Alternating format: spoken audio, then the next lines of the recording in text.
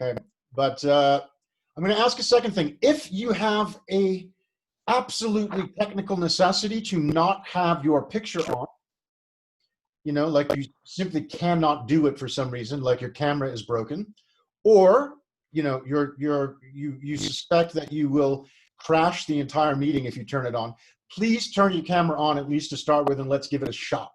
Because here's the thing, right? And this is a guy that I learned a lot from over the years. Recently did a webinar in which he pointed out that in the normal world, when we do these kind of presentations, we don't all show up like this, right? And we don't come and sit in the meeting like this with our name tags on. So it makes it hard for us to have a really interactive presentation in which you guys can actually get something if we just see a black screen with your name on it. Does that make sense to people? Now, if you have a technical problem that you can't overcome, we understand that, right? But if you can possibly join us, even if it's only for a while, please go ahead and turn your camera on. Okay, we got people from Nigeria. Muyiwa was on his training earlier today. It was really fantastic. Sandeepa from India, and she has followed the instructions. She says uncertainty is a very relatable topic to her, and she wants to get rid of uncertainty. We're going to do that tonight. So Sandeepa, we are going to actually do exactly what you've asked and get rid of your uncertainty. Okay. Anita thought the funny webinar was next week. Okay. Well, I'm warming you up. I'm the warm-up act for Dennis. So let's start this way. And I'm going to ask, if you don't mind, right? We have a guest from India who has given us a lot of content already, saying that, you know, she really wants to get rid of uncertainty. Sandeepa, would you mind introducing yourself? Do you mind? And telling us what it is about uncertainty that is difficult for you. And by the way, Sandeepa was the first one here tonight, and she actually got into the room while I was setting up. So thanks for being patient with that. Thank you so much. The basic thing about me, I think I was there in the earlier session as well, and from there it is where I got the info about this particular session. Yeah. And somewhere that it did strike me because it was really relatable, and somewhere I wanted. It was always there within me, and we do not always say that uncertainty happens for good, but sometimes we do get scared about it. How do we go ahead? So if there are ways of, you know, coming out of it, or if there is altogether getting getting rid of it, that's one thing I really want to incorporate and see how it goes. That's the whole idea behind why I'm here. Fantastic, thank you. That's, you know, and we are going to address that absolutely directly, right, Sandeepa? Now, a lot of times you come onto a webinar and it's something that's like a presentation that's set up and you're going to watch some slides, right? It's recorded sometimes. Sometimes it's something which people will, you know, be talking live, but there's a lot of other images and other things. We're not going to do that tonight, right? This is the very first webinar that this organization is doing. And there's going to be 4 of these this month on uncertainty. And what we want to be doing tonight is actually getting into a conversation with those who are willing, right? And Sandeepa has shown she is willing very quickly, which we really appreciate. We're going to get into a conversation with people about what uncertainty is to you and how we are going to actually help you overcome uncertainty specifically in your situation, right? And, you know, we knew we'd have a reasonably small group tonight. You know, we don't have 200 people. We have 17 right now. So we have the space to really let you guys work on uncertainty in your own life, rather than me trying to teach you something or tell you stuff. We're actually in a situation where we get to talk about it together. So, you know, those of you that don't want to do that, that's cool. You can hang out. Those of you who are ready for that, raise your hand either physically or electronically. Let us know that you're keen to get into your life. You don't have to share it on screen with us if you don't want to, but are you keen to get into your life and get rid of the uncertainty in your life? We know Sandeepa is. Okay, we got some hands up. We got some hands up. Anita's holding a baby up, which we know her, so we know she does that. Guys that don't know Anita, she will always have a child in the picture. Always. And they're actually incredibly brilliant children, all of them, because they've gone through the entire training process with those of us on the call who are already kind of gathered together. We did training together over the last couple of months. And let me introduce a little bit about myself to you, those of you who don't know me, right? My name is Michael. I am a trainer and I'm a master of creativity coaching. That's a technical term that I actually have acquired. But really, I've come from the background of being a creative industries worker, a creative person. I've been a filmmaker and a writer for my entire adult life. And in the past few years, I've started to increasingly get into the pursuit of training people to regain the creative genius you were born with. So I want to start with one very simple fact that doesn't have to do with uncertainty seemingly, but is really important to those of you who, have not heard this before. The first thing is this: do you understand that uncertainty is a critical component of creative thinking? Do you understand that? The reason we're talking about uncertainty at all in a lot of ways is because we are people who deal with creative thinking. And we deal with the idea of how people can become more creative than they are today. So the critical fact that everybody needs to know in the world is that when this skill of creativity was surveyed, 98% of 5-year-old children were found to be creative geniuses. Does that surprise anybody? If you have ever had children or have ever worked with children, you won't be surprised by that, right? I mean, raise your hand if it does surprise you. That's the easy way here. Michelle's not raising her hand. She's just fixing her camera, I'm sure. But basically, the disturbing statistic that emerged in the same study that went over a number of years, the same children were surveyed again 5 years later. And instead of 98% creative geniuses at the age of 10, it turned out that the number was more like, anybody want to guess that doesn't already know this? You can type in the chat or you can shout it out as far as I'm concerned. It went down? It did go down. Very much went down. The same children 5 years later, only 30% still scored at that same level. So 2/3 of them had lost a huge amount of the creativity they had been born with. At the age of 15, 5 years later,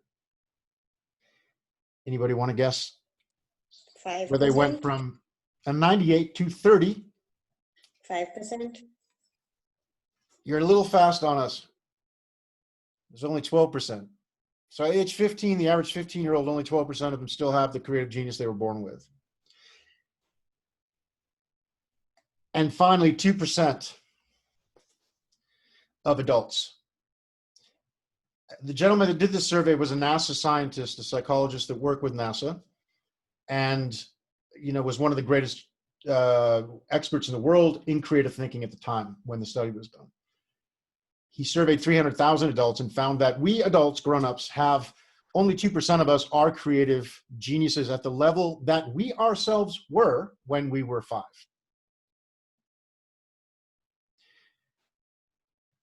Does anybody have a guess as to why that happens? There are 3 reasons, in my opinion. Again, you can type if you want, or you can just speak on the mic. You're welcome to. When you are young, when you are a child, you do not care, bother about what is going to happen. But as in days go by, you become very conscious, you become very anxiety about your surroundings. And that somewhere keeps you bothered, like, how will I do this, or how will I do that? Will this be appreciated or accepted by the society? Yeah. So maybe this is one of the factors. Well, actually, Sandeepa, you've leaped right to the third one, which most people don't think of. So you've obviously been thinking about this a little bit. It's obviously a topic that's important to you. So most people immediately say school, right? Most people immediately go to school drums it out of you. It makes sense if the 5-year-olds have creativity and the 15-year-olds don't, right? Makes sense. The most watched TED Talk in history by a guy named Ken Robinson, more watched than by any big celebrity who's ever done a TED Talk. Ken Robinson's an academic, scholar, was about how school causes people to become uncreative. The single most watched TED Talk in history. Over 20 million views. Right, so that's an obvious one that lots of people talk about. What people don't talk about is the fact that school is a function of society, right? That school is something that society teaches, or school is created by society. So when the Industrial Revolution happened, we needed to start creating schools that generated students who were not creative, but students who could be taught to do the things that needed to be taught to be done, right? But Sandeepa has gone straight to the third and most important on the list, which is there's society and school, and then there's also us as human beings, right? One of the sessions I've done when I've trained people, we talk about, you know, if you are in the bush walking in the jungle and you see a lion, do you know how many different good ways to deal with that there actually are? It's one. There's one good way to deal with that. It's been tried and tested over many years, hundreds and thousands of years. If you see a lion in the bush and you walk into it, anybody know what to do, by the way? Shoot him. That's the one thing you should definitely do. Run like hell. That's the one thing you should definitely not do. And you know that, Natalie. So definitely if you had a gun, you know, you could shoot the lion. Some of us don't want to do that to a beautiful animal. But you could do that. But that's only if you have a gun. If you were walking there through the bush and you were, say, a person in history before there were guns, the only thing you should ever do when you walk into a lion is stop, look at the lion carefully, be gentle but firm. I know that sounds a little difficult. And then just walk back away from the lion slowly, very slowly. Try to look like you're not scared. Try to get the lion to understand that you are not going to harm it, but you also are not going to be afraid of it. Because if you run, what does the lion think? It thinks you're prey. And what does it do? It automatically reacts and chases you. Here's the thing. Usain Bolt is not faster than a lion. So you definitely are not, right? So the only other technique that's useful is to bring a friend with you who's slower than you. Again, not necessarily the friendliest technique, right? So aside from killing the lion or killing your friend, the only way to deal with that is to be careful, you know, look unscared while not confrontational, back away slowly. There's no room for being creative, right? And most of us live that way all the time. Most of us live like we are constantly seeing a lion in the bush. We're in crisis. Does it make sense? We, you know, tend to live in a way that we are not responsible in society for coming up with different ideas or advancing things. That's the way history has been. It was not necessary or useful for people to actually be innovative or creative a lot of the time. There were people for that in traditional society, right? There were shamans, healers, and entertainers, people that were taught, trained, put through years of training to be creative or innovative thinkers. Most people didn't need to do that. Now, because of that, human beings have, over the centuries and millennia and whatever number of hundreds of thousands of years that we've existed as a species, we have learned that being the right way, you know, the way that works in life, the way that has worked for us every time is the way we are, right? Now, Sandeepa, if you had to describe yourself to us in, say, you know, 3 or 4 words, what would those words be?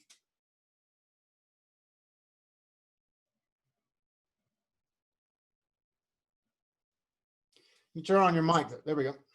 Sorry, I just noticed that. So as far as I have known, that I've been rebellious. Mm-hmm. I do come out very, I become panicked very easily. So that would be the third thing. And I'm the craziest person that people usually tell me. Okay. Fantastic. So rebellious? I don't even want to say these because these are like out there, right? Rebellious? Go ahead and give us the words. Rebellious? Yes. And? Just give us the 3 words. Boom, boom, boom. Rebellious, panic, Uh-huh. and what was the other one? Crazy. Crazy, you said. Yeah, that's one I didn't want to touch, right?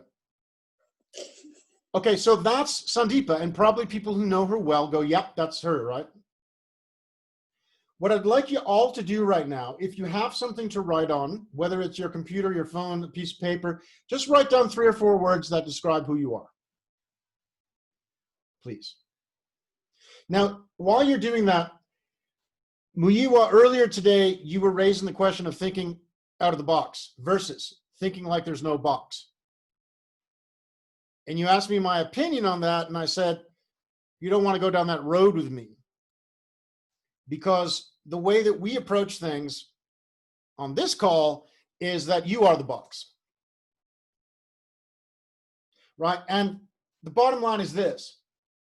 If you've done the exercise I just asked you to do and written down 3 or 4 things, I'd like you to type them into the chat now. Just type into the chat like 3 words that describe you. And I mean, look, right? Sandeepa has already gone there. She's gone straight for like the truth and reality for her of who she is. She's called herself crazy in front of a bunch of strangers, right? So nobody has the right to hold back. You can if you want, but just go ahead and describe yourself. Okay, so Sandeepa's already put it down. She's rebellious, crazy, panicking, weird. We love horror, transparency, and authenticity. Thank you, Sandeepa. So, okay, Muyiwa is passionate, innovative, and disruptive. Right? Now, those of you who've ever seen him speak or know him probably know him that way, right? Okay, Franz is a free thinker, curious and passionate. We're going to have more of these coming up on the screen, I hope, in the next couple of minutes. The point here is, guys, doing this exercise right now, which is so simple, is going to really help you in a few minutes when we get to the point of dealing with the fact that what you're typing here, while it is accurate, is not inevitable. The fact that, you know, Dennis is a humorous and disruptive and passionate person is a partial accident of history. We can argue for hours and days and longer about the, you know, impact of nature and nurture on Dennis or on any of us, right? But the bottom line of it is, whatever that balance is, somehow confident, loving, and curious Sarika became that way through a series of events that started when she was born and ended up right now today, right? And that definition that we've given ourselves, Muyiwa, is the box I'm talking about. Because Anita's caring, encouraging, and thoughtful. And she's only going to ever get the kind of ideas that a caring, encouraging, and thoughtful person are going to get. Only the kind of ideas that Anita would get are the ideas that she'll get. See, someone who is Anita, who, now she's listed 3 things. Obviously, we've got millions of them in our boxes in our head, right? We got like, I don't know, those storage places in like the American South where they've got like acres and acres and acres of land with boxes stored inside. That's our heads, right? So we are constantly living in a world that we created, and we think somehow it just accidentally became that way, right? We think somehow, you know, that the fact that whoever is on the Huawei light, can someone find out who's that person and tell me their name so I can refer to them if you don't mind, if they don't mind. If that person is creative, kind, and giving, and everything else that person is, who made that person that way? Sunitha, if you are determined, serious, generous, and organized, how'd you get that way? Who did that?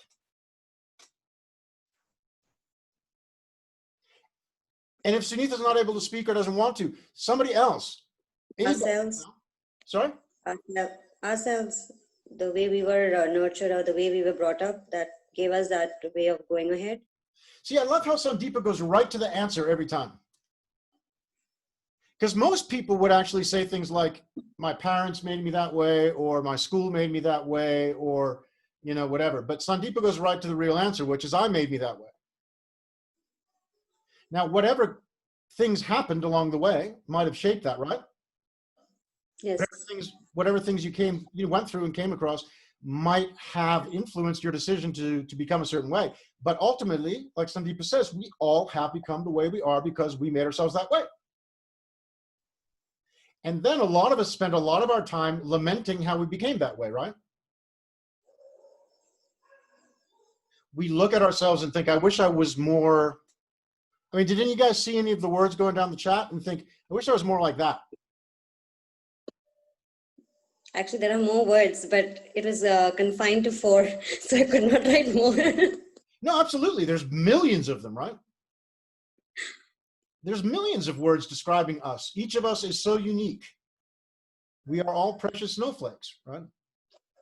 We are all unique and not like any other person.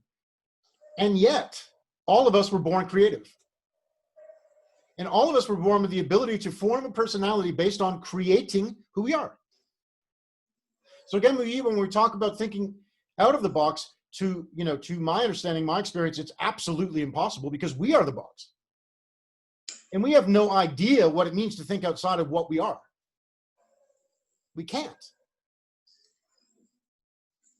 It's like I can't tell my dog, right, to be a cat. It's not going to work.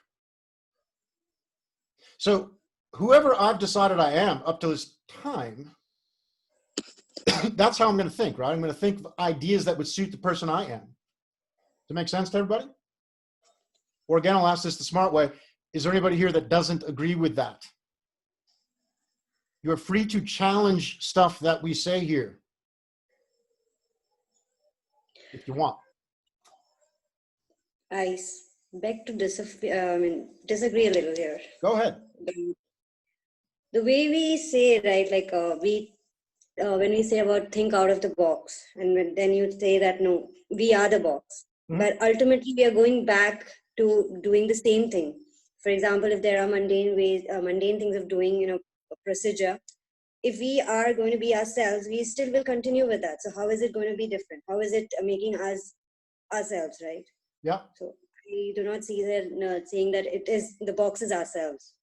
It's ultimately saying that do the same way. You're not doing out of the box, or you're not being the box. You are designed in a way or put in a way systematically. You're going in the same direction that everyone does. Uh-huh. So I feel it that way. Okay, so what exactly are you disagreeing with?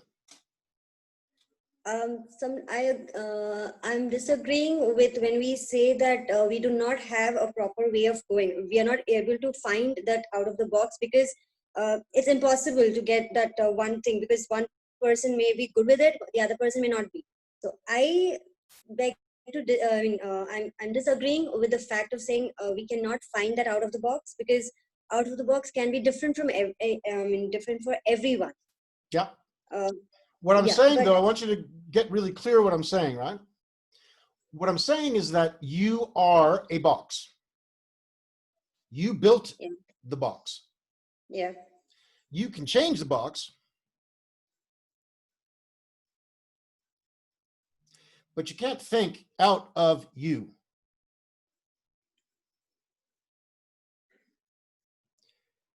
See, if you could think out of you, right, then you've already changed the box. If your mind is full of boxes that are those descriptions, those many more than 4 words, right, then all of those boxes in your mind are you. You're like one big box with a whole bunch of boxes in box, right? Okay. You built all that. Mm-hmm. You can change that.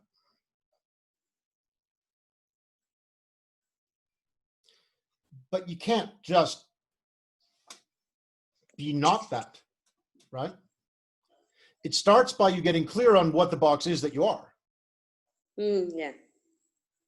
Once you're clear about what that box is, mm-hmm. then you can decide you're going to change the boxes, right? Yes, that's exactly what I was coming to, because when you do not even know what you, I mean, when you say that you are the box, when you're not clear about what you have it, how Yeah. are you even going to build those boxes? So that's where I was Right. actually getting. The training that we do when we're doing creativity training, the way we work is we start with creating a space you can actually work in safely, right? And then we say, we have to understand who we are before we can worry about getting new ideas. And that applies to an individual or it applies to a group, right? If you're a team, you have to understand the team. You can't walk into a brainstorming session and just start brainstorming with a bunch of strangers. I mean, you can, right? But it won't be effective because you don't understand what the boxes are that you're dealing with. And you see things, Sandeep, in a different way than, Nokulunga or Nompumalelo or Preti. All of these people see things in their own way, right? So all I'm getting at is those three basic things that we started the conversation with, say the three things that cause us to lose our creativity that we're born with. And those are on the basis of the opposite of creativity, which we're also really talented about as humans.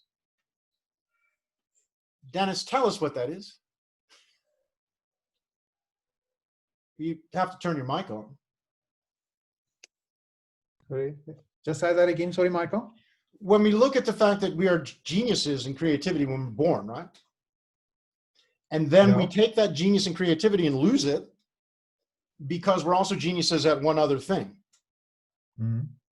Tell us what that is. I'm lost. Sorry. Because you came 2 minutes late. You see what happens. But no, the other thing that humans are really good at is judging, right? Mm. Let me ask everybody here a question. How many times have you made a judgment since you entered this call?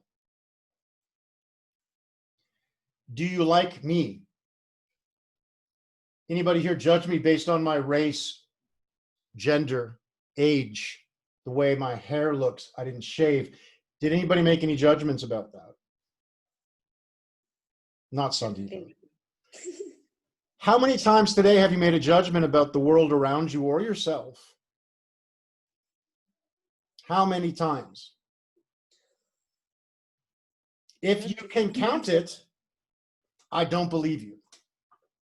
Not counted. Right? So basically what we are, we're machines that do two things really well, right? One of the things we do really well is we're creative. We're the only machines in the world that are creative. All the other animals have little bits of it. They have curiosity. They have, ways of creating new things sometimes if they're a bit advanced, but mostly we distinguish ourselves from the other animals that exist because we can create things. That, and we have thumbs. The thumbs help. They really do. But, language is a creation, right? The fact that we're on this call is a creation. Everything we've done is a creation. The other thing we do really well is make judgments. And one of the judgments that we've made really decisively and well is us, ourselves. Yeah? See, Sandeepa has decided that she's weird and crazy. And panicky, by the way. And yes, there are conditions of the brain that we don't want to get into starting to negotiate around because we're not doctors, right? And some people have mental health conditions, but I don't think that's what Sandeep is talking about. Is it? I'm not talking about that. It's a personality thing, right? Yeah. Yeah. So, we could get deeper into the idea that some of these medical conditions could be discussed in the coaching sense, right? That we're talking about. They are things that could be addressed differently than medicine addresses them, but we're not going to go there. We're going to deal with the basic, simple fact that's not what any of us are talking about tonight. So Sandeepa has a tendency to panic. Why would she choose that? That seems kind of crazy, right? You obviously don't like that about yourself, right? One of the things you came here tonight is to get rid of a feeling of uncertainty that causes you to feel panic. So here's the really important thing, Sandeepa, to understand to start with, is that everybody feels bad about uncertainty. If they don't, it's because they've learned not to, right? The human being, the number one fear we have is uncertainty. This is a tested thing that people have studied. The most fundamental fear we have is not knowing. Think about it yourself. No matter how much you are a creative person, no matter how much you are a person who has, a sense of adventure around you, think clearly if you love the idea of not knowing. Raise your hand if you want to go here and check this out, because I want to make sure everybody's on the same page here. Raise your hand if you love not knowing.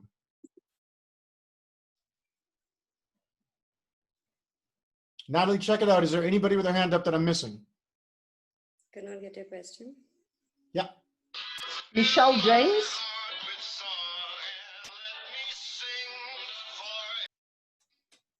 Oh, sorry. That was Fly Me to the Moon. Michelle James.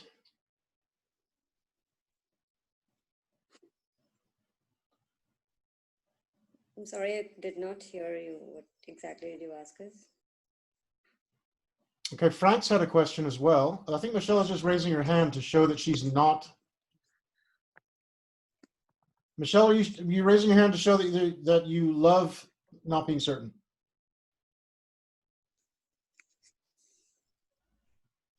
Yes, recently.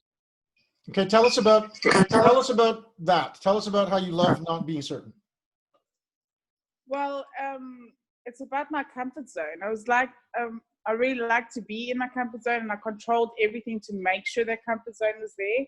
Uh-huh. And then the lockdown happened, and I was just like, well, I can't earn any money now. I just started my business, all of that, and then, but then it was kind of like just the creativity course of, I know, but through that, it's just like, but it's nice to be uncertain because everything else is boring. Yeah. So you've gained greater comfort with uncertainty. Yes. Yeah. Would it be more accurate to say that you've gained greater comfort with uncertainty than to say that you're absolutely unafraid of uncertainty? Greater comfort, yeah. The fear is still there, yeah. Yeah. And you, by actually doing a program that trained yourself to be more comfortable, correct? Yes. Side note for those, soft sell our program. But Michelle, when you went through that transformation that you created for yourself, you shifted some of your definition of what your comfort zone is, correct? Yes. In other words, you restructured the boxes that you had structured a certain way before. Yes, definitely. And they were, sorry? In all aspects of my life, especially with raising my daughter. I think I was putting her in such a little box just to protect her, mm-hmm. that it actually suffocated her, just to be dramatic, but suffocated her to not be herself. Right. We do like to avoid going there, right? Yeah. It didn't really suffocate her. It just encouraged her to not be herself. Discouraged her. Yes. Right. Discouraged, yeah. So just to be clear, you wanted to speak up and say that because you're proud of that shift, right? I'm very proud. Yes. It's changed my life. Yeah. Fantastic. Yeah. I hope everybody gets that, right? The clarity of how powerful that was for her. But the important thing to deal with here is you're still not joyous about uncertainty beyond that limit, are you? No, I think it has to become a habit. Because I still make perfect lunches, and I wake up at the right time and make sure she's all sorted and she's studying and that sort of thing. And for me personally, I wake up and make sure I do my walks and blah, blah, blah. But then the weather's all crap. So then I can't do that and I'm all disappointed. But it's a habit that I have to, which I'm busy. I'm busy doing. So it's just, Yeah. Yeah. So you're expanding the zone of comfort with uncertain things. Yeah. And if I said to you, you are now going to have to be uncertain about whether every day your daughter will be in the world. Yes. No, I know that. Yeah. That wouldn't be comfortable, right? No. If I said you have to be uncertain whether you're going to live in your house or in a cave, Yeah. that wouldn't be comfortable, right? No. So, I mean, the bottom line of it is that as human beings, the general thing that we're all scared of is not knowing. Yes. And when we learn to be more comfortable with not knowing, we feel good about that, right? At When least we Michelle come to does, right? Yeah. Yeah. So at least Michelle has, shown us clearly that there's certain things that she didn't want to be uncertain about before, and she's actually found comfort in that. So I want you guys to do two things now. Take 2 minutes for this so we don't, take too long, but you probably could take a lot longer, and you can do that after this webinar tonight if you want. Please write down, first of all, a couple of things that you're really scared about becoming uncertain, or right now you're uncertain about them, even better. So Sandeepa, what is it, for example, for you that you're uncertain about right now? Or if there's nothing, what are you scared that might become uncertain that really freaks you out and causes you to panic? It's quite personal, but yeah, it's like I don't know whether this is the right platform to share, but yeah, the thing is, I am quite uncertain about what's going to happen next to my family. It's Okay. somewhere very, very touchy because there was unexpected death that has happened to my mom. So that kept me scared throughout my life, and even now, like, who's going to be next? Because I've kept on losing one person or the other, then my grandpa, then my uncle.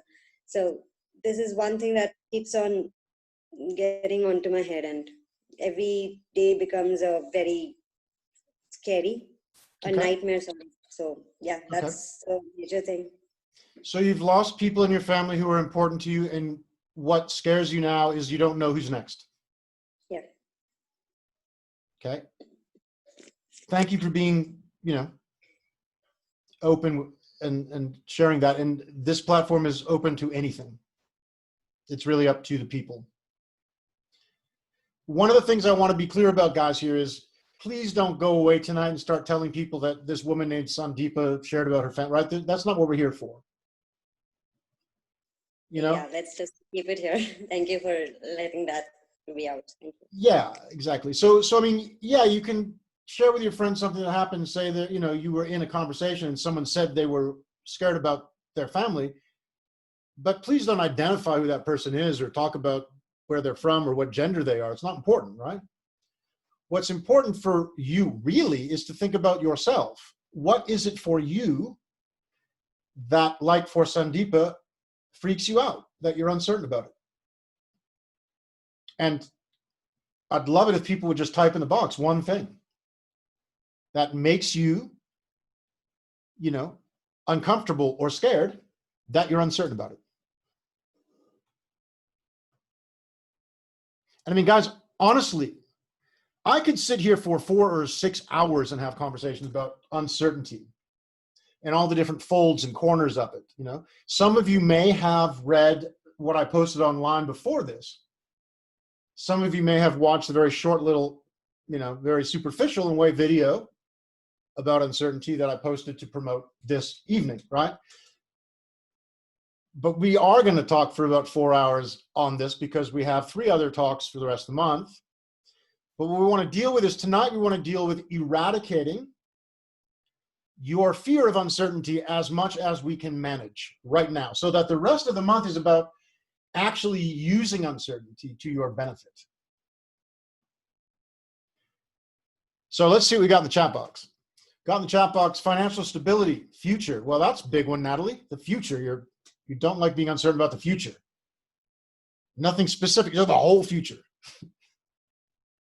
Yeah, okay, it's fine. Monique. Hi, Monique. Monique is scared basically of the uncertainty of being in South Africa alone, not being able to see her family if they get sick. And worried about what would happen with her small child. Okay. A lot of people said future. Dennis also said future. You guys, you know better than that. Be specific, guys. Share. Dennis, what about the future terrifies you that it's uncertain?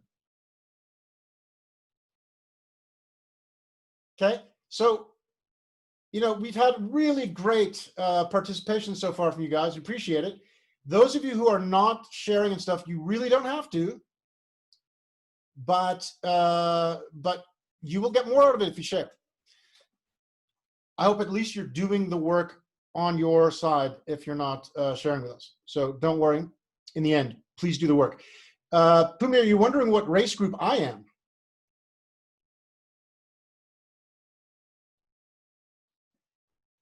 Just yes, checking. I was. Okay. First of all, we'll deal with one issue, which is a side issue, which is like technically, scientifically, there is no race. No, well, that's white. when you were asking. Sorry. Yeah. I had written that when you were asking what judgments have you been making since we started this call. So that was my response to your question. I got that. Sorry, I get carried away with talking to people and then I don't notice what's in the chat and then I see it and then I think. So it's not clear that I'm white. Hey? It's not clear that I'm like white. No, it's not. Okay. Cool. I like that. I like being unclear about. And also, I think the surname as well, Michael Lee. So that's just got me completely confused. You know, they've been tearing down statues of Civil War General Robert E. Lee, right? In America. So, but anyway, thank you for sharing that and being honest. So everybody here has identified, hopefully for themselves, you know, at least one thing which you're really uncomfortable with, the fact that you're uncertain about the future of that. Yeah. Now we want to start to look at that specifically in a way which will help you overcome your uncertainty about that. And I want to start it by doing this, which is something that those who have gone through training with me and so forth have, you know, have heard before. And I'm just doing that because it seemed like I was going out of sync. Right. So have you guys ever heard the saying, there's nothing certain in the world except death and taxes? You guys ever heard that saying before? So here's the thing about that. It's a complete lie. Death and taxes are not certain. In fact, have you ever heard a story, some guy gets up or a woman gets up, tells a story about how 40 years ago they had cancer and they went through some special thing and they learned how to overcome their cancer. And here they are 40 years later after the doctor said they only had 7 days to live. Anybody ever heard a story like that before?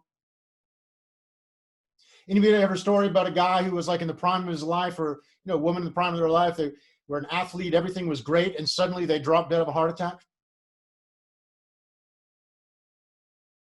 Or they had a car accident, maybe even somebody you know.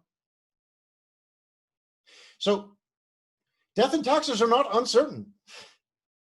I mean, sorry, death and taxes are not certain is what I'm trying to say. Death and taxes are not certain. So when they say there's nothing certain in life except death and taxes, they're wrong. But there is one thing in life that is very certain. Anybody know what that is? That doesn't know this already. It's uncertainty. The only thing in life that's certain is uncertainty. Is there anybody in this call that doesn't have some uncertainty about something in some area of your life? Everybody on this call has some uncertainty in your life right now, right? So the only thing certain in life is uncertainty. See, you're born and you die, and in between, you're uncertain.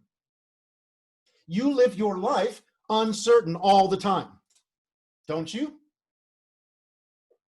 Can you think of any times in your life when you haven't been uncertain about something? You might have been certain about lots of things, but you were uncertain about something. Right, Michelle? So if the only thing in life that's certain is uncertainty, why are we so afraid of it? Because it's the one thing we can count on.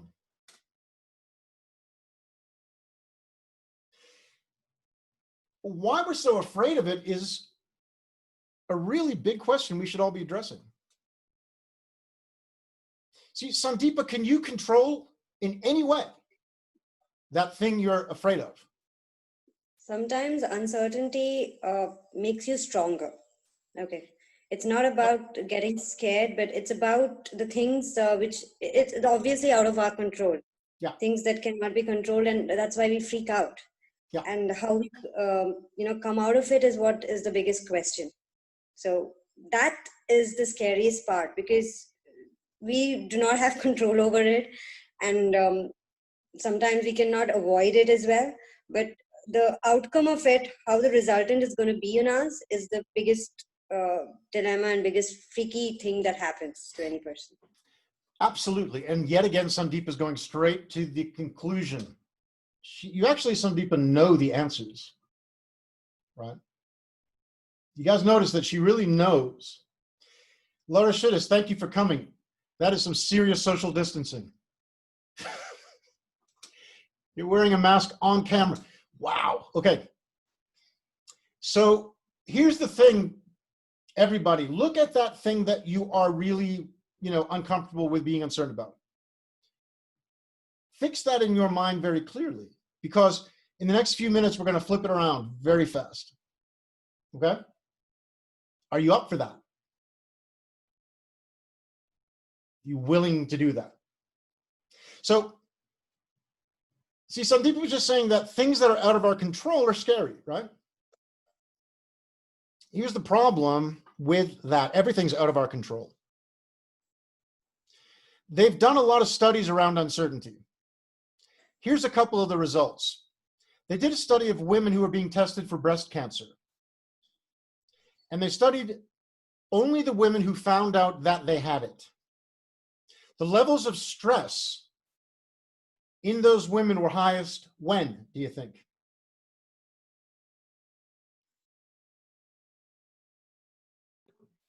Waiting for the results. Right before they got the results. They were most stressed right before they found out that they, in fact, had the worst results they could have gotten. The process of waiting for the results was far more stressful for those women than actually having breast cancer. See, not knowing was scary. Knowing they had it was not as bad. If I tell you that I'm going to give you a strong electric shock right now on the other side of the Zoom call, you will be less in pain from that shock physically than if I tell you I might do it. This has been studied. People who got a shock when they weren't sure felt it more strongly than when they were sure. Certainty is something that everybody wants to have, control, right? But we don't have it. We don't know what's going to happen next. The future is never going to be in our control. The fact that you have a contract to have a job doesn't matter when someone breaks the contract, does it? The fact that you're married doesn't matter when you get divorced. A very, very good friend of mine, I found out yesterday that she's in the middle of a divorce.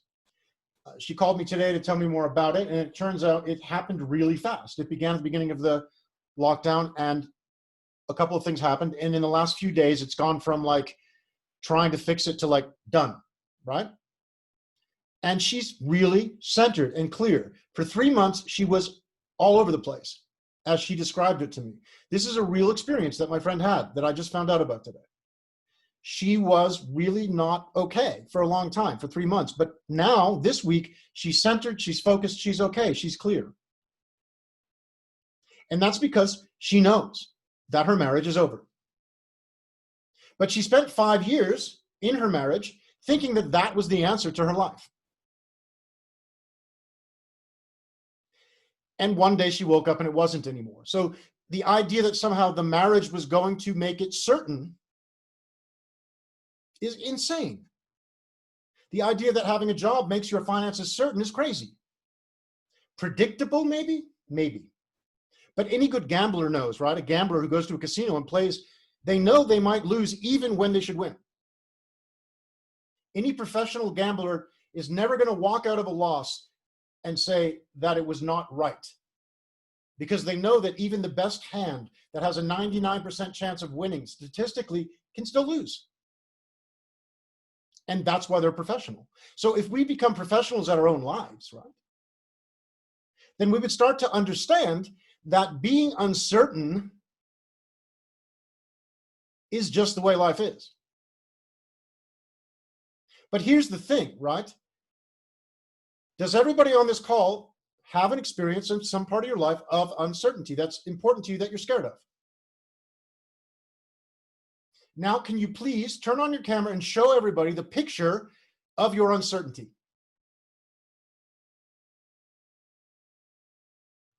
Okay, Dennis, behind you there's a door, right? It's like a cabinet or something. Is that correct? Mildred, behind you there's some stuff on a shelf, right? That stuff's there, isn't it? If I said, Dennis, show us the cabinet, you could do that, couldn't you? So Pumi, if I said, show us the hat you're wearing, you could do that, right? So somebody show me your uncertainty. What is that? That's a page. Yeah, it's a page where you wrote down the things you're uncertain about. Okay, so Sandeepa, tell us one of the things you're uncertain about, Dennis. Not the future, please. Now, my uncertainty is about the future, but more about the economic future of all the people in South Africa and also ourselves. How we're going to survive if we go into a lockdown again. Okay. Those type of stuff. So specifically, you are uncertain about what? I nearly said survival of the fittest, but just have economic survival aid. I think that is the uncertain. No, you are uncertain about. Are you really worried about the whole country? Yes, because I want to do business in the country. But exactly. So now let's get down to the clarity of this, right? You want to do business through what vehicle? Through coaching, through training. Okay. So, and you have a company that does that? Yes. In fact, you're involved with more than one. Yeah. So give us one of those companies. Locksmith. Let's take the locksmith coaching. Okay, Life's Locksmith. So Life's Locksmith Coaching is your coaching company that you are concerned you want to do business through that. Yeah. Okay. And you are uncertain that that's going to work because of you don't know what's going to happen next.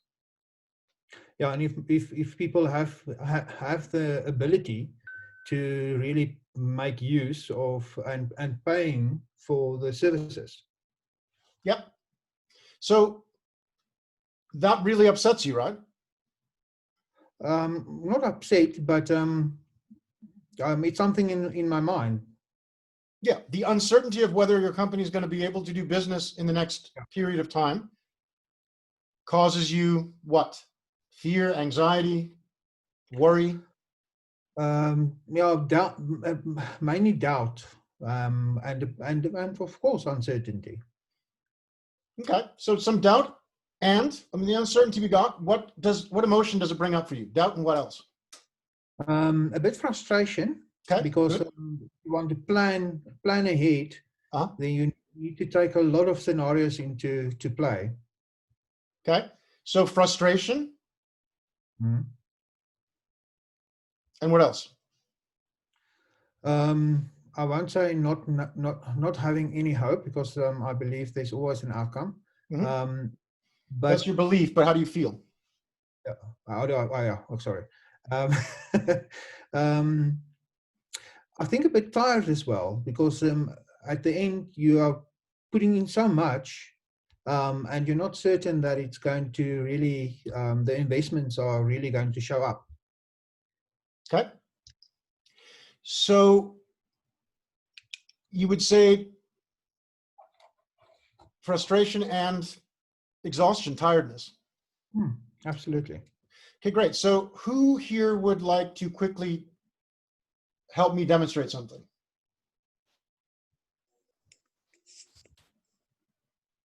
Of course, Sandeep is going to jump in, but somebody besides Sandeep maybe.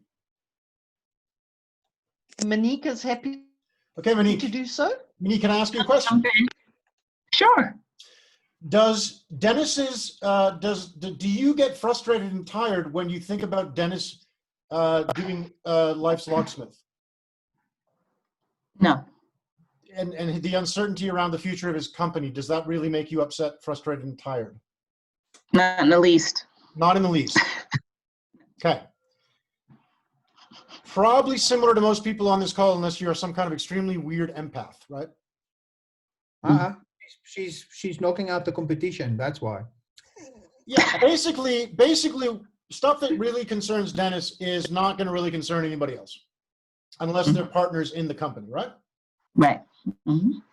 So this is just another little example of showing that uncertainty doesn't actually exist except in Dennis's head, right? If Dennis Well, said, it exists for him for him in his head, because right? it affects his reality. Yes. Right. So in Dennis's head, there's a concept called uncertainty, but we get that it's nothing like a tree, right? It's nothing like, would it concern you, Monique, if Dennis said that the entire country was going to explode in a big bomb blast? Now that would definitely concern me, yes. Right. If he had some insight to the bomb blast, right? It would, right? Now that spills over into my space and my family and the things I love, yes. Yeah. And you've said it really well right now, right? Your space and your family, things really well. So it doesn't concern you one bit that he's uncertain about the future of his company, right? I mean, maybe if it relates to some kind of economic information that might affect your company. But again, that economic information is somehow kind of like a reality, right? They've measured it. They've gone out and found out that this stuff adds up to that, right? So what we want to now look at really carefully is that thing that you're really scared of, that you're uncertain about. Do you get that the uncertainty is only in your head? It's not out there in the world. Like, it's no more uncertain right now that Dennis's company is going to do well or not do well just because there's a COVID thing going on. 90% of companies that get started fail at any time. And like 98% of restaurants for some reason. Right? So it didn't matter that they thought it was more certain a year ago than now, did it? In fact, there are people who are thriving right now. So the important thing that I want you guys to get really clear about is that the uncertainty that you have in your life is not happening outside you.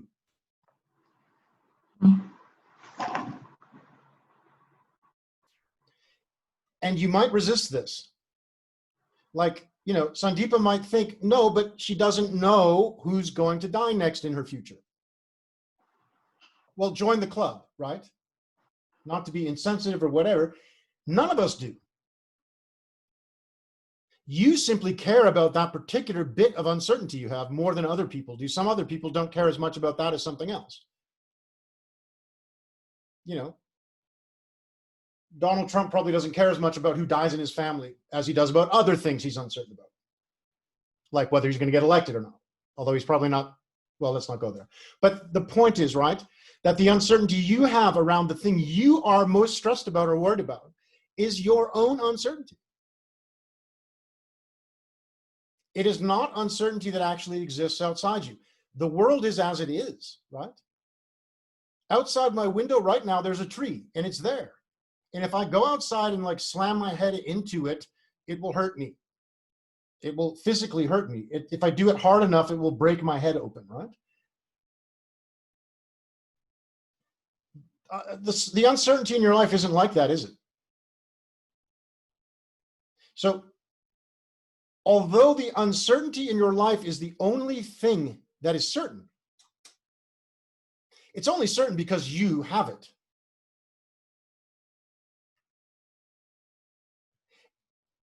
And so here's the two steps we want to look at. If you are choosing to be uncertain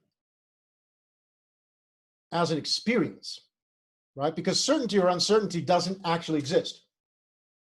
If certainty and uncertainty don't actually exist, you know, all there is the world as it is, the way it is, with the things in it that are there. And, you know, Sandeepa, you have the people in your life you have, and the people that have passed, and the people who are alive, right? And you have no idea what happens next, do you? Whether there's COVID-19 or not, you have no idea what happens next. My friend didn't know that she was going to get divorced, and it has nothing to do with COVID-19 that's happening. It has to do with the way she relates to this guy and the way he relates to her. And it just so happens it happened during this period, but it didn't have to. It could have happened sometime other than that. And everybody here has probably had a relationship breakup at some time in your life. And if you haven't, you need to get into it, you know. But at some time in your life, something went wrong and you didn't expect it. You didn't see it coming. Something happened that was surprising, didn't it? And sometimes it was good and sometimes it was bad. But that good and bad was also just a judgment, wasn't it? I mean, a tree is not good or bad. It's just a tree, isn't it? Some people love a tree and some people don't love a tree. Some people dedicate their life to saving trees, and some people will tear them down, burn them for their job. That person has made a decision or choice in their life that that's who they are. They're a person who loves trees or doesn't love trees. You're a person who's made a decision that you're certain or uncertain about certain things. And those things upset you or don't. So Sandeepa, you're upset about a specific thing that when you're uncertain about that thing, it makes you anxious or panicky, right? It's a sort of thing when we say that it's not something that I have built in myself and it has to be. Okay, uncertainty will come and I have to be worried. It's not something like that. It is automatically there. It is like, you know, okay, there's something might happen and it automatically tunes into that state and it is there, and because of which the mind just reacts. Yeah. So 95% of what happens to you on a daily basis is automatic. But the remaining is what I do work. So the work thing is definitely something I would say it's certain. I would count it under certainty. So this uncertainty, as you said, it's good or bad. We never can actually classify it as good or bad. The outcome, the way you take it in is what you can say, whether you're going to take it in a good way or you're going to take it in a bad way.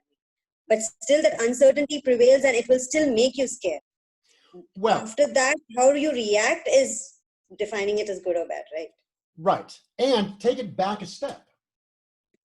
I'm going to forever think of you as the person who goes straight to the end. Take it back, or I'll change that. Either way. But take it back a step. Before you decided whether it's good or bad, you decided whether it's uncertain or not, right? Yeah. Or you decided whether it's uncertain enough, because 1% uncertain is now uncertain, right?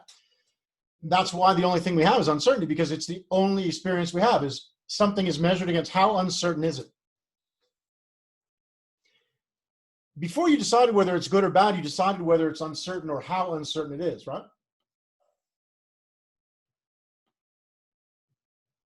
So when you made that determination of how uncertain that thing is and how much it matters to you that it's uncertain, where is that happening? Yeah. So the single most important thing I want you to take away from tonight that you may have not had before is that uncertainty only happens where, Sandeepa? Yeah. It is not in the world. There is no way you're going to convince me that the world is more uncertain now than it was before. It just has different factors. Some people are doing much better than they thought they were going to do, right? Because they were uncertain and they responded to the uncertainty in a powerful or useful way. Some people feel uncertain and they respond by being panicky and withdraw or do other things, right? What we want to get, and this is the one thing I want you to be able to leave here with, and if you don't agree, come at me, because we want you to go home with this clear. It's not the world that's uncertain. Correct. Who is it that's uncertain? It's the thought process. It is the thought process that goes on in our mind.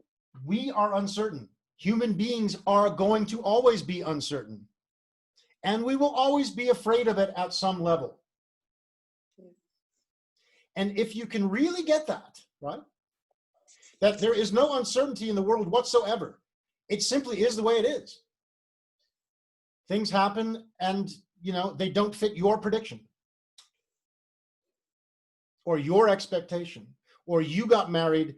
My friend got married and she expected somehow that it was going to last, and it didn't last more than the 5 years it lasted. Does that mean that the marriage was uncertain in the world? No. It was just the marriage it was, right?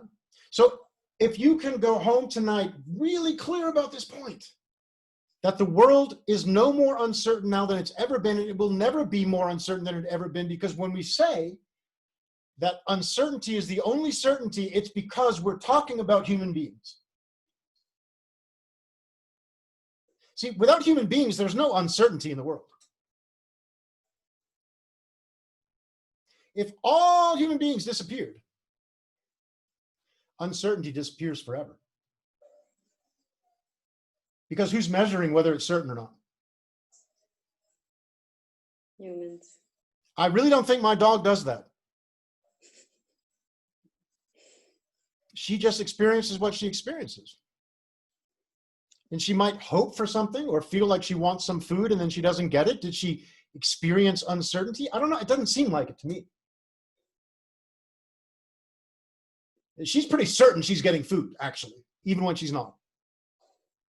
That's the nature of her excitement and desire, right? For us as humans, we measure it, we judge it. So if you can get this clear, and like I said, if you don't agree, please say so. The only uncertainty that exists, even though it's the only thing that is truly certain, is here.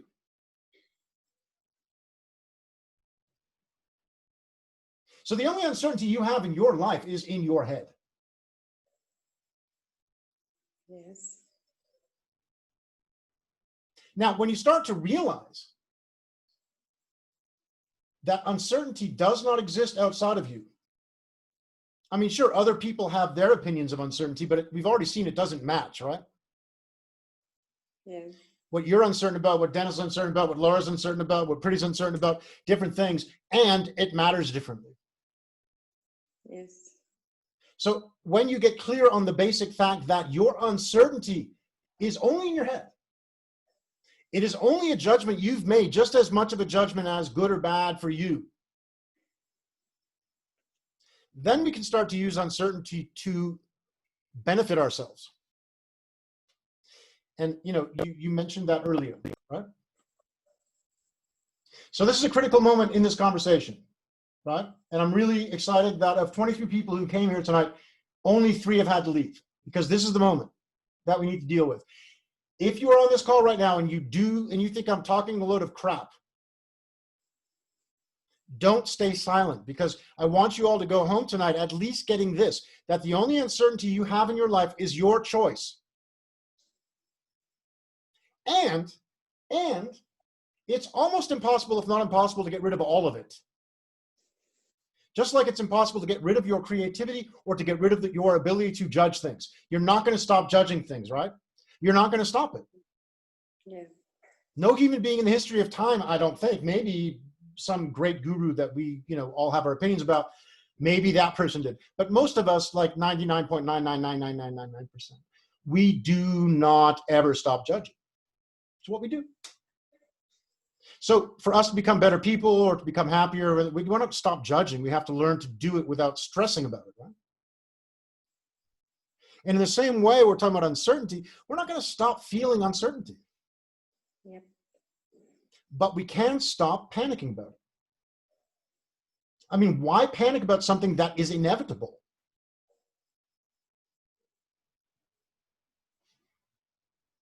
Because that is what scares us the most. And that's what is making it. So Sandeepa, your problem isn't panic, your problem is courage.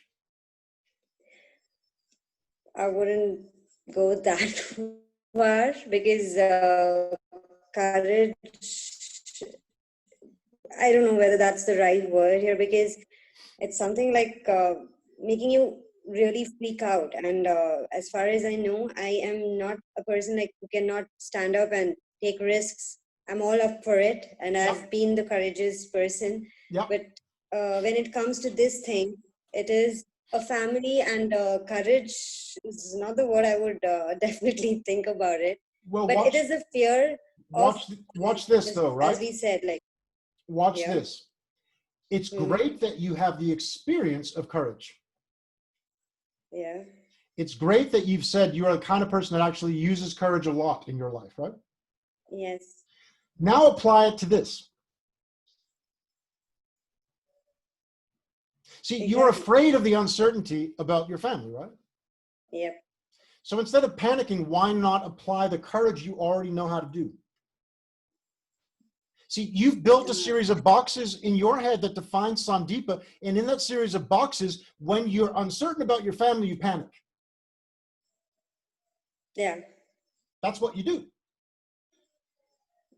I don't do it, it just comes. No, you do it. Okay. It's just unconscious. Yeah, unconsciously, yes. That's. But you built it that way. I mean, you said that at the beginning of this conversation. You were very clear about that. I know. I definitely know. Yeah, this is because it's something that is there in this, and even if you try to, it's like it's unavoidable. So that's where I wanted to understand. How it is avoidable. It's just for you at this moment in time, it feels unavoidable because that's the person you have become, right? I guarantee you there's more than one person on this call who can avoid that. Okay. And see, Sandeepa, the courage you have is really evident. You know why? Because most of the people on this call haven't said anything on this whole call.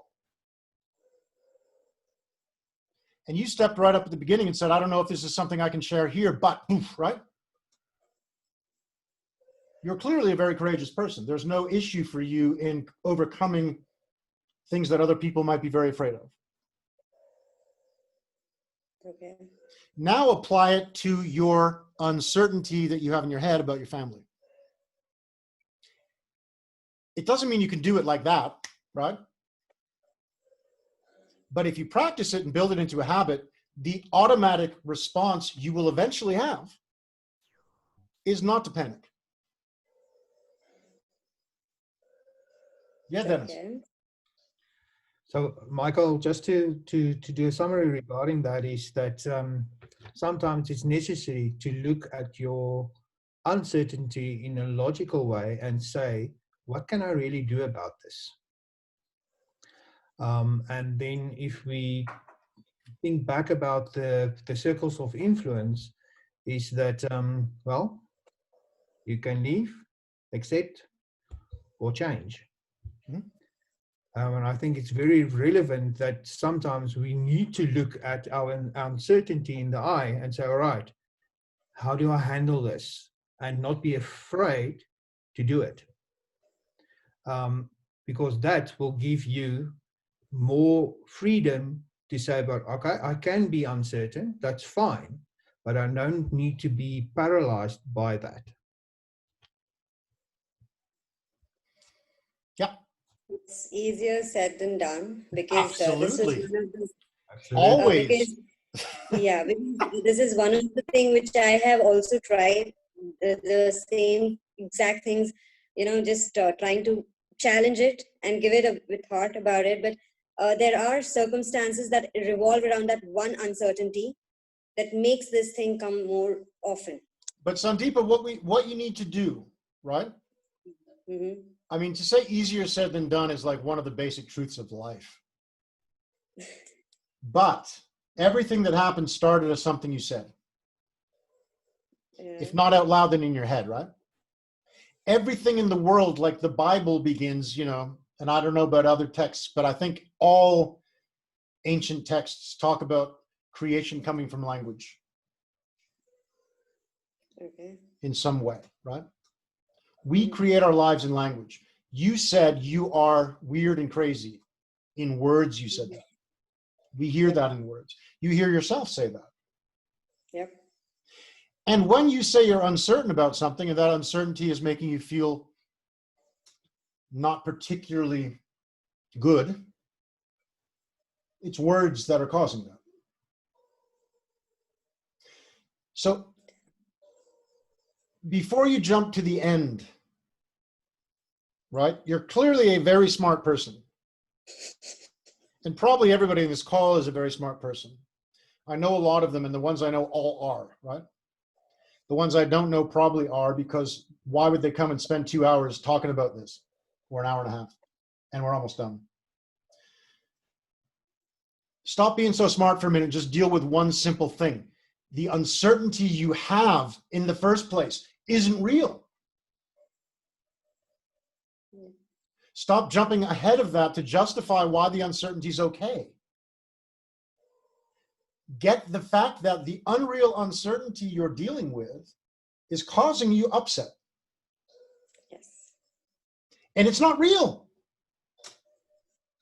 Yeah. And yet, every human being will go from birth to death being uncertain about something. Yep. All the time. Natalie. You're just telling me I'm there's just 5 reading minutes. off the chats. Yeah, no, I'm just telling you off the chats. Anita's 7-year-old just said he is uncertainty and it doesn't bother him. And he's 7. And that's why 5-year-olds are all creative geniuses. And we're working really hard with Anita to make sure that he does not become one of the 98% that lose it all. So guys, here's the thing, right? We're going to spend the whole month having every Thursday evening at this time that we've just had. Dennis is going to do the next one. He's going to look at how laughter can help you overcome uncertainty. Stephanie, who's not here right now, is going to look at how a childlike approach to things, like Anita has just shared with us, is going to help you overcome uncertainty. And Natalie's going to cap off this particular month with looking at how we can use uncertainty to free ourselves and become like a butterfly. But all of it begins with one simple thing I want you to take away from this conversation, which it seems like we've gone a long way through a lot of stuff just to get to this one simple thing. Uncertainty doesn't exist except in your head. And we drive our lives with it from birth to death, right? So yes, you'll come up with many justifications why it's okay and why, and it is. But you just have to make a simple choice. Sandeepa, in your case, and I really, really thank you and appreciate that you've spent all this time sharing about yourself. In your case, it causes you upset and discomfort to be uncertain about that stuff about your family. But you're always going to be uncertain about it. So if you can start with the first point that uncertainty is just made up. Yeah. And that you made it up. Due to a series of conclusions, due Sorry? to a series of circumstances, due to a series of situations and circumstances that has happened. No. And I wish we had more time because it's not due to that series of circumstances. You're a human being. It's due to that. The Michelle has a uncertainty quick we question. experience is due to that we are human. It's not due to the stuff in the world. We just have to figure out what to be uncertain about. No, I wasn't going to the world. I wasn't talking about the world.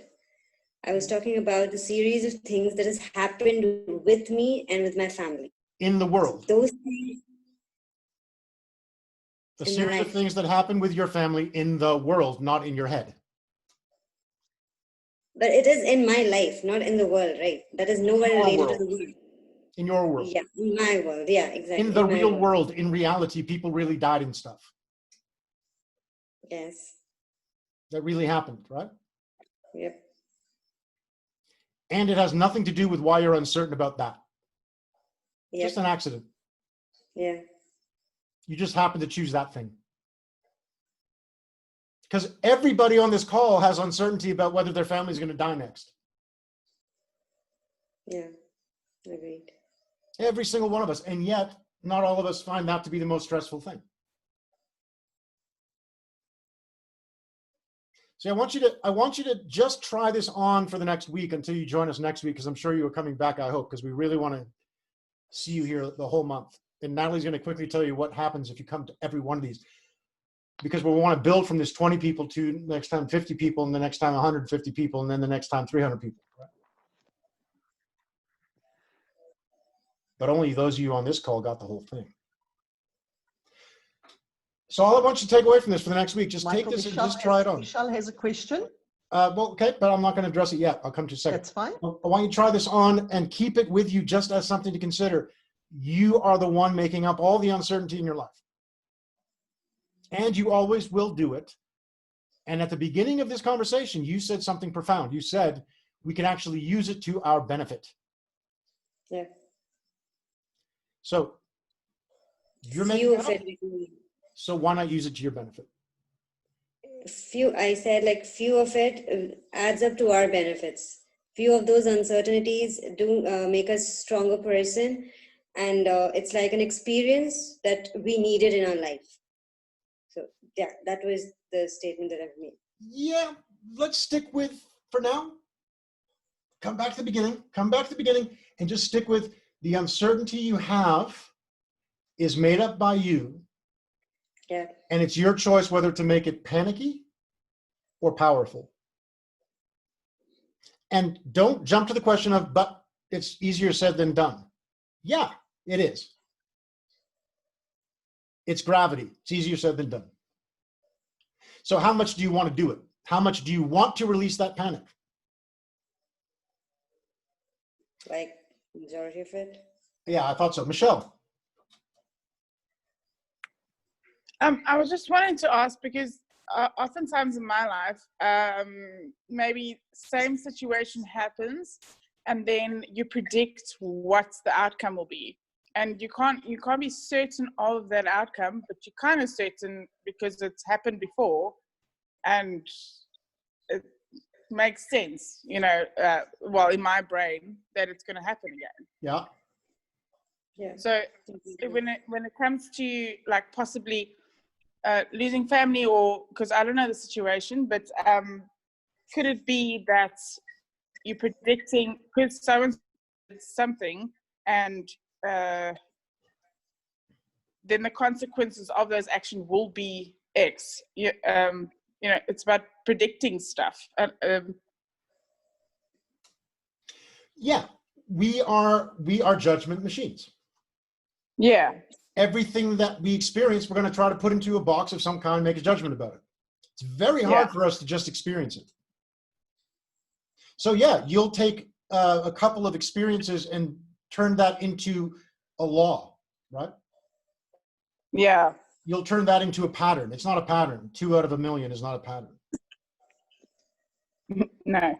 But you'll make it a pattern. That's what we do. And the only thing that matters is to be more aware. And Michelle, like you shared with us earlier, it's very important that you've expanded your zone of comfort. Yeah. So if you can go with this tonight and just go home and say, we've talked about this before, you've been part of this conversation, but if you can go home tonight and say, I actually don't have any uncertainty, I'm making it all up in the first place. Yes. What Yeah. would be possible then? Now, here's the thing, guys. It is 29 past 8 in South Africa, which means we are 1 minute away from running out of time.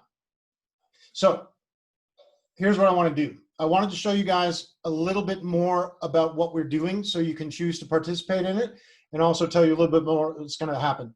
If you have to leave now and you can't stay for 5 more minutes, we completely understand and thank you for being here. You know, you'll get a mail after this that will remind you about the next session, and it will show you the stuff that I'm going to go over now. But if you don't mind staying for 5 minutes, would you mind me showing you some of the other stuff that's going on around us? Is everybody cool with that? That's fine.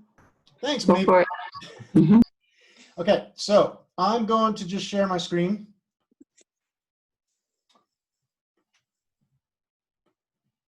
Which is always a complicated thing. All right.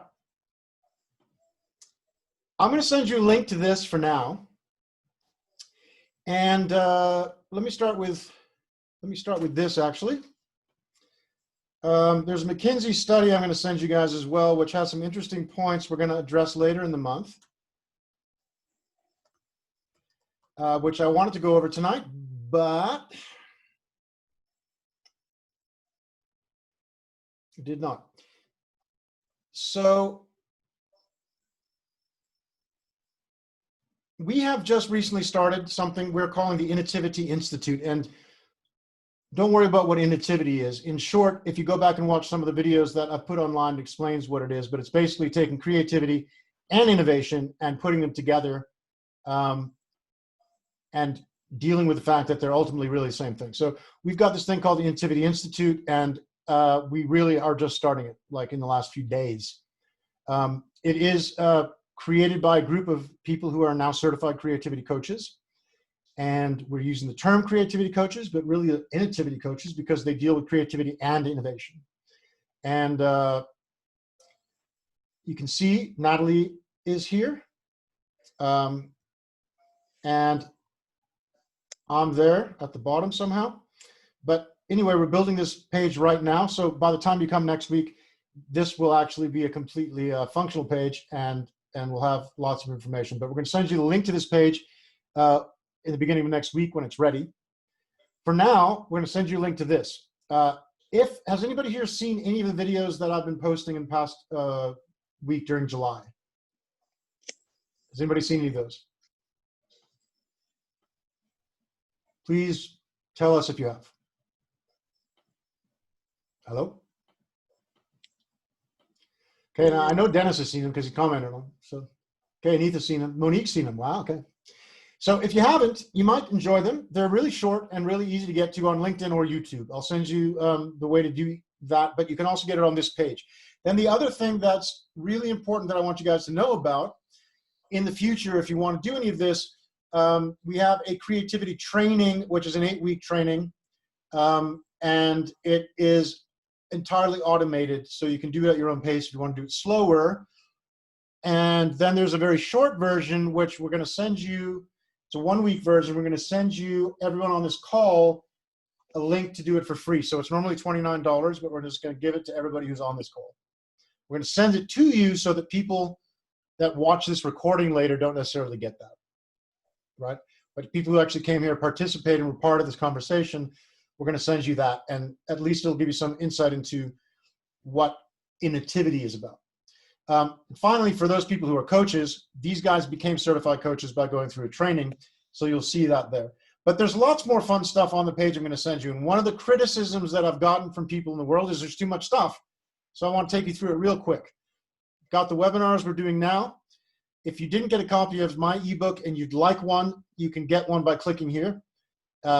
It's free, and it's got some interesting tips on innovation that might be of use to you. And finally, some really weird stuff. I was involved with creating a song around kindness at the beginning of, or at the end of May on Africa Day. Please go listen to it if you want. A couple of podcasts and webinars that you can also watch and listen to if you're interested. Stuff that I've been involved with over the past 3 months. All of it's really cool. So please feel free. It's all available for free, and it's all at the link that we'll send you. So before we finish, I just want to ask if there's any other questions or points that anybody wants to put in. We're going to look at ways to let you guys communicate with us and each other over the next month, and we'll let you know how to do that if you're interested. But Natalie, can you just share with us quickly about what's going to happen in the next 3 weeks, real quick? Absolutely. Well, the talks next week is Dennis, and he's doing laughter, as Michael said. What's wrong, Michael? I see your lips moving. Sorry, were you saying something? It's out of sync. No. Okay. All right. And then we've got Stephanie on children and creativity, and myself on getting out of that cocoon and getting into flying like a butterfly. Also tonight we'll have a draw. We'll put it on the videos. One of you will win a video tonight with Michael. One of you will win a video, not a video, an hour's session with Michael. Yeah. Yeah. We'll put that out on video. One person will win an hour with Dennis. One person will win an hour with Stephanie. And then one person will win an hour with me. And then if you have joined all 4 of the classes, that person, whoever that winner is, will get a free class with all of us. And how is that going to happen? Is there any prejudgment or ways of deciding it? It's random. It's going to be random, Sandeepa. Okay. I'm not sure, Natalie, if anybody wants to win. With all the other. I'm out of sync now. I'm completely out of sync. Yeah, you are. Yeah. I'm not sure if anybody wants to win an hour session with me, but anyway, if they do, please let us know if you don't want it so we're not embarrassed. But anyway, are there any questions? So we look forward to having you on all 4 sessions, guys. We'd love to each have you for an hour together. So come on, get active with us. Yes. Yes. So I hope that the time you've spent in the little bit of extra minutes now has been worth it. I hope that you've enjoyed the conversation. And I think definitely. Sorry? And an uncertainty news as well from Natalie. I've gone out of sync. Dennis, can you please greet people and tell them thank you? I'm out of sync. It's not working. Thank you, everybody, for attending this extremely well presented look into uncertainty and how we can do it. I really hope that you all had a lot of insights, and also go and practice your thought patterns on how to really look uncertainty in the eye and make it more certain for yourself.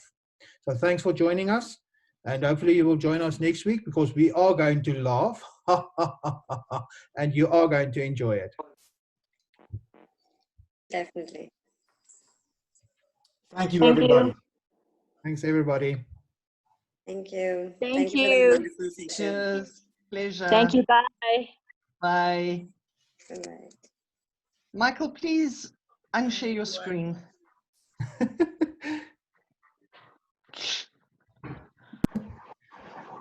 Thank you. Thank you, everyone. Thanks, Pleasure. Mike. Ciao. Cheers. Bye, Mildred. Bye, Mildred. Bye, Michelle. Bye, Sandeepa. Oh. Bye-bye. Bye, Natalie, Michael, and Dennis.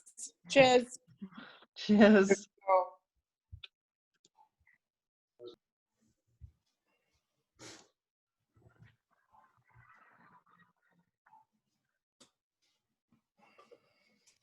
Right. Mildred. Hold on a minute. Okay. Here we go. How was that? That was good.